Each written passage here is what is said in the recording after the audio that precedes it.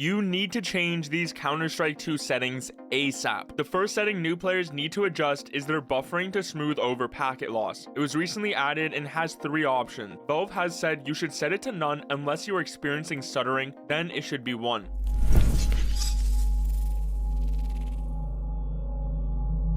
Next, you need to change your global shadows. Some FPS guides will say to put this on low, but you need it on medium at least so you can see players' shadows before they peek. The FPS difference is minimal compared to actually being able to see enemy shadows before they see you, which goes into the next setting, and that's ambient inclusion. Similar to global shadows, this allows you to see enemies' reflections in certain buildings depending on the lighting. A good example is Inferno apartments where the enemy will be visible before they peek by looking at the lighting on the wall, when ambient inclusion is on high compared to off. Another setting which needs to be changed is MSAA. The minimal you need is 2x, but the higher the better. Similar to previous settings, although they might affect performance a little bit, they are needed as in many situations you won't see an enemy unless you have MSAA 2x or higher on. This plays a huge difference for grates, fences, or other thin objects that you need to see through. Number 5 is I think an issue almost every Counter-Strike player has ran into at some point, which is accidentally taking their silencer off. Luckily now there's a setting for this, which you should just disable because there's nearly 0 times you would ever need this enabled. Another one is the 10-second warning under audio. This makes it very obvious there's 10 seconds left on the bomb. Whether you need to defuse or defend, it's very helpful for any new player to know how much time is left in the round. Then we need to make sure enable boost contrast is off, as it reduces your performance but has no change for seeing an enemy in CS2 at the moment. This can change in the future, but right now it plays no impact other than ruining your frames. For video settings, you want to have it on full screen instead of windowed or full screen windowed, so your PC doesn't need to use more resources to render the rest of your desktop while playing.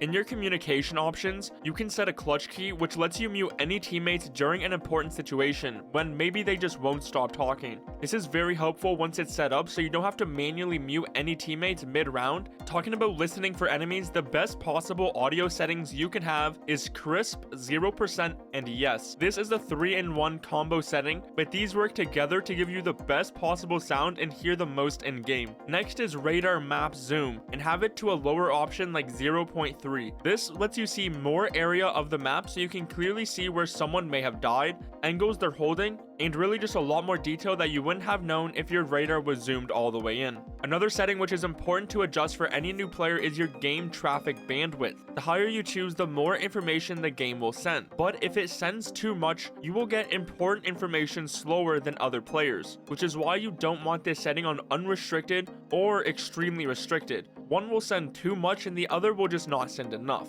The best is to set it to 4 or 3. Now you want to change the large player count. This is not only a personal preference, but very helpful, so you can quickly see how many players are alive on each team, rather than having to individually count each player that's alive. Next we have the follow recoil setting. Introduced with CS2, this lets you see where you're messing up in your sprays so that you can make it better. It doesn't help or improve your aim in any way, but it helps you in learning spray patterns and recoil control. Just give it a try if you're learning and struggle spraying. Now you need to turn your VSync off. In terms of competitive gaming and wanting minimal delay, you want to have VSync off so you don't have any frame rate problems, which goes into Nvidia Reflex. There was recent driver updates and a full guide posted by Nvidia for CS2 regarding this setting. Reflex reduces latency so your actions occur quicker, giving you a competitive edge in matches. Reflex Boost reduces even more latency but at a higher power usage, lowering your frames. Since day one, players have experienced issues with this setting not working properly, so they turned it off, and some still have it off to this day, but realistically on or boost would be the best choice. There's also the max acceptable ping. This setting is very important to adjust depending on where you live to make sure you only join servers you would want and not some that are on the other side of the planet, making you lag the entire time. Obviously if you're planning to play with friends, you might need to change this and adjust it, but this allows you to only play on servers that you want so you can avoid bad ping. One setting many players were asking for in CS2 is first-person tracers and being able to disable them. If you find them distracting, annoying, or just want to remove them for whatever reason, you can. New players need these 18 settings. Not all of them are mandatory, but the more you use, the better. If you want the best FPS settings, check out this video right here.